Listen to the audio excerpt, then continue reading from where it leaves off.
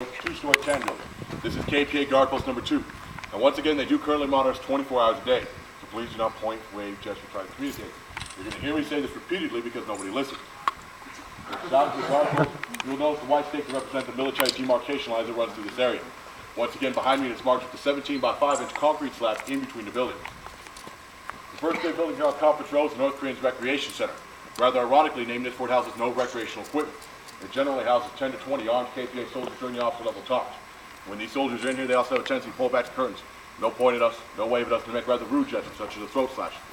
It is due to these childlike antics that we have nicknamed it the Monkey House. G3 next to it is used by the JDO for colonel and staff officer level talks. These communications are generally for small armistice violations, such as the KPA not wearing the armbands anymore, or when they will decide to have the next general officer level meeting. T2 next to it is used by the JDO for colonel and staff officer level talks. We'll visit here in just a moment. G1 next to it is used by the Neutral Nations Supervisory Commission, or NNSC, to hold their weekly meetings. It's where they'll discuss the number of troops inside Korea, the number of troops near the DMZ, and the number of troops inside the DMZ, all of which is regulated by the Armistice Agreement. The large gray building on the other side of the Neutral Nations building is the former Czech and Polish Neutral Nations building. The reason I say former is because in 1993, Czechoslovakia divided into two countries, the Czech Republic and Slovakia. Because of this, North Korea felt they were no longer acting on their behalf of the Neutral Nations and booted them out. In 1995, Poland was systematically cut off from food, water, and electricity due to their country's attempts to turn to democracy, and they were eventually forced to leave. It's due to this fact that this building is no longer used by the Czechoslovakian and Polish neutral nations, and then now Polish will come in on biannual meetings to our side. On the other side of Conference Road, you notice a large 3-story building.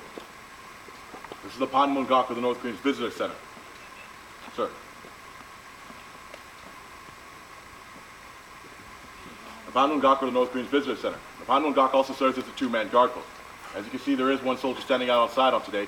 The other soldier is inside the building to his right in the small window with a large camera taking our pictures today. You may also notice that the third story of this building is different from the rest of it. That's because in 1994, they added the third story, slanted it slightly, to make it look larger and more impressive than the original Freedom House that once stood behind you. When we rebuilt the Freedom House in 1998, we actually had to go through a series of special meetings just to ensure that both buildings stood at the exact same height. All right, ladies and gentlemen, if you have any questions, I invite you to go and ask. You're welcome to take as many pictures as you like. And when everyone's ready, we'll switch in places and move in to the MAC building.